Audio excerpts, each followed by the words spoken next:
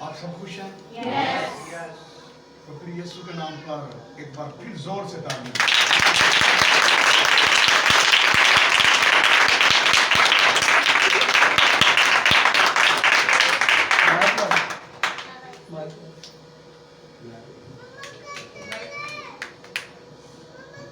ہاللیلویا. یہ خدا کا کلام جو سب چیزوں سے میٹھا قیمتی اس جیسی کوئی چیز ہی نہیں ہے. جو کلام جو ہے یہ خدا کا کلام ازلی ہے. یہ خدا کا الہام ہے جو ہم سے باتیں کرتا ہے. تو آپ سب کو پتا ہے کہ خدا کے کلام کے مطابق یسوع مسیح جلد آنے والے ہیں اور وہ جب آئیں گے تمام فرشتگان اس کے ساتھ ہوں اور زمین پر آ کر وہ عدالت کریں گے. عدالت ہوگی نیکوں اور بدوں دونوں. جنہوں نے اچھے کام کیے ہیں ان کی بھی ہوگی اور جنہوں نے برے کام کیے ہیں معافی نہیں مانگی توبہ نہیں کی بپتسمہ نہیں لیا ان کی سب کی عدالت کی جائے گی. اور عدالت ہمارا یسوع کرے گا کیونکہ کلام میں لکھا ہے باپ نے سارا اختیار بیٹے کو دے دیا.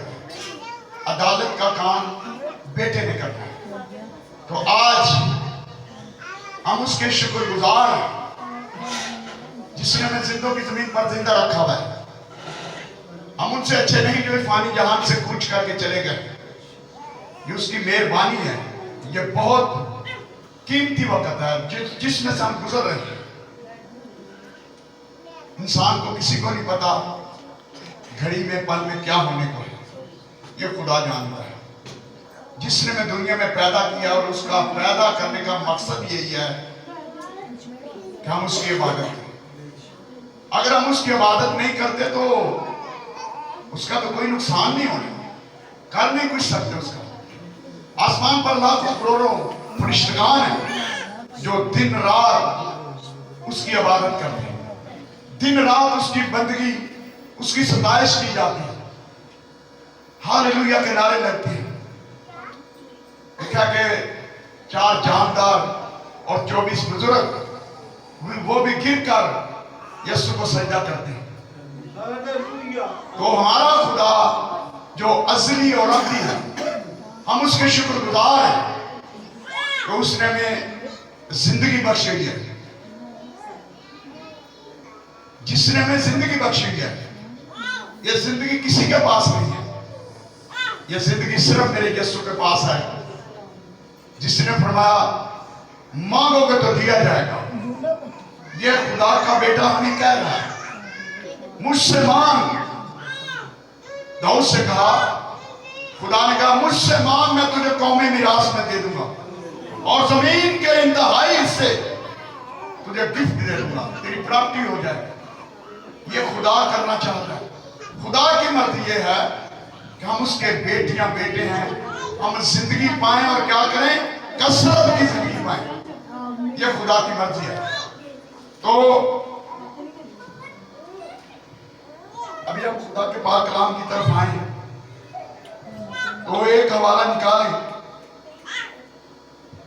رسولوں کے باب میں سے 10واں باب اس کی 3 آیت سے شروع کر کے 8ویں آیت تک خدا ان کے پاک کلام میں سے پڑھیں. رسولوں کے باب 10واں باب اور اس کی 3 آیت سے شروع کر کے 8ویں آیت تک پڑھیں گے. تو اگر چاہیں تو دوسری آیت سے بھی پڑھ سکتے ہیں پہلی آیت سے بھی پڑھ سکتے ہیں. جو بیٹی اچھا پڑھ سکتی ہے وہ ذرا میک میں یہ اس کلام کو پڑھے گا.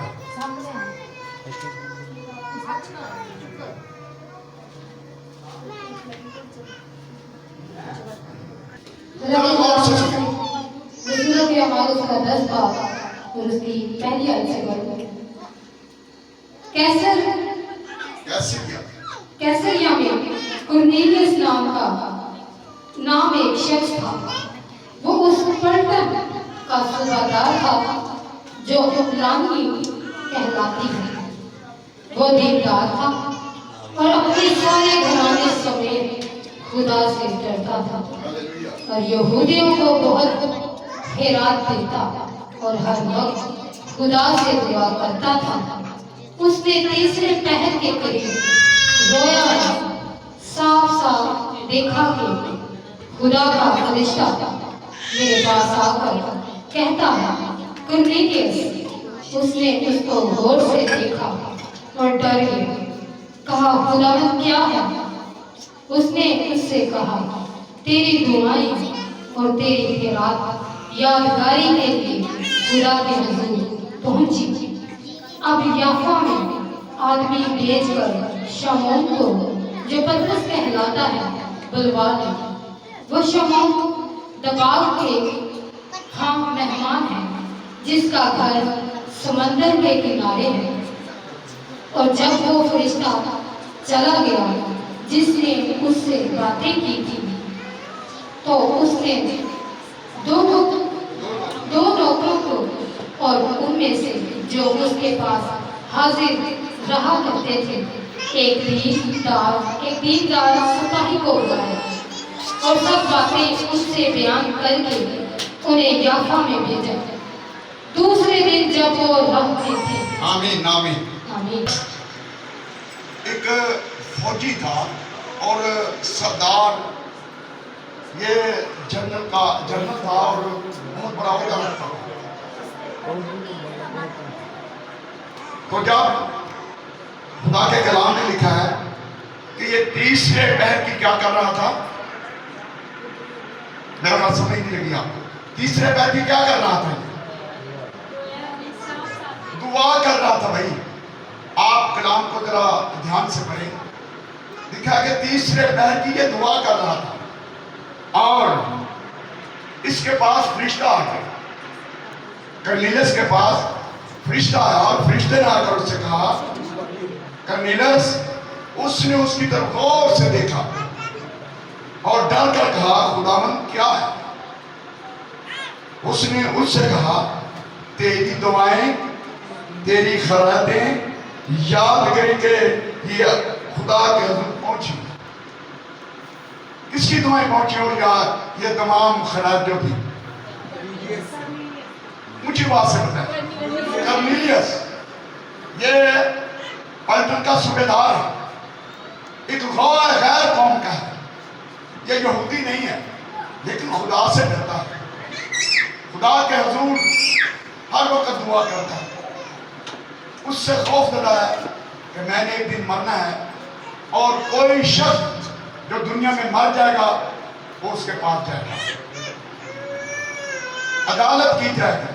तो मैंने पहले भी बताया कि यीशु बहुत जल्द आने वाला है, हमें सबको तैयारी करनी है। तो जब ये मैं देख रहा था तो फरिश्ते ने उससे कहा, अब याफा में आदमी भेजकर शमौन को, जो पतरस गिरा था। किसने आकर कहा, बेहतर भाई, हेलो, इसको छोड़ दिया। किसने उससे कहा जी? फरिश्ता आकर कह रहा। आपका ईमान है कि यहां पर फरिश्ते मौजूद हैं? यहां पर मौजूद है। जहां कहीं यीशु की मनादी इबादत होती है, फरिश्ते वहां पर मौजूद होते हैं। इससे आगे बढ़ कर यह है कि यीशु खुद मौजूद होता है अपने लोगों के दरमियान। तो लिखा है कि फरिश्ते ने उससे कहा कि तेरी दुआएं, तेरी खैरातें आसमान पर पहुंच चुकी हैं और अब तू क्या कर, याफा में आदमी भेजकर शमौन को, जो पतरस गिराता है, बुला ले।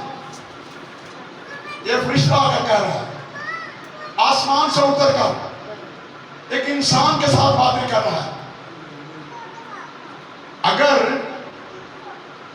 खुदा हमसे बातें करे तो हम तो खौफजदा हो जाएंगे, क्योंकि कलाम खुदा में लिखा है, मूसा ने कहा, ऐ खुदा मुझे अपना चेहरा दिखा।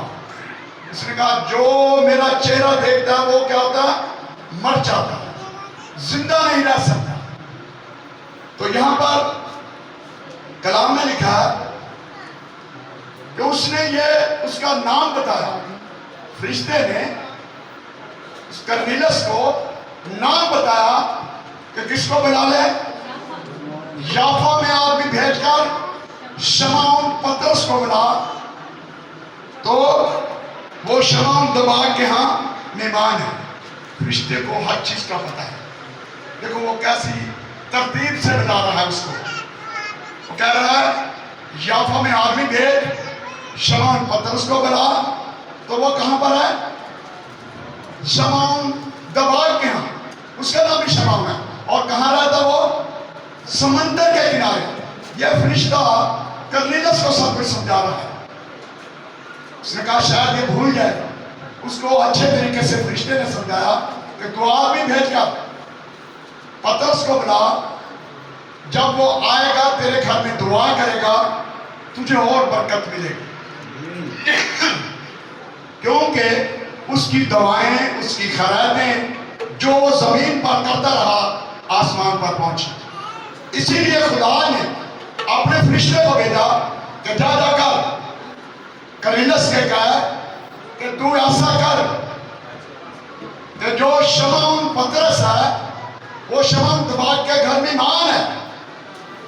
تو اپنے آدمی بھیج, تو اپنے گھر میں بلا تاکہ وہ تیرے گھر میں آ کر دعا کرے. میں جمعے کے روز صبح 3:30 بجے دعا کر رہا تھا. میں خدا سے دعا کر رہا تھا تو خدا نے مجھ سے کچھ کلام کیا. ہمارے والدین, ہم سب 6 بھائی ہیں, 2 بہنیں ہیں. تو جب میری پیدائش کے وقت مجھے اس وقت یہ بات یاد آئی, جب میں دعا کر رہا تھا تو مجھے یہ بات یاد آئی کہ تیرا نام جب تو پیدا ہوا تھا پترس رکھا گیا تھا. میرا نام کیا رکھا گیا؟ پترس. تو دعا کے دوران خدا نے کہا تو پترس جیسے اب کام کر. اور پترس کو کس نے بلایا تھا؟ سکا بھائی اس کا تھا, اس نے اس کو بلایا تھا. ہم دیکھیں گے والا یوحنا کی انجیل اس کا پہلا باب 40 اور 42 ہے. 3 آیات پڑھیں. میں پہلے بتایا کہ تھک تو نہیں گئے, اگر تھک گئے تو پھر مختصر سا کر لیں.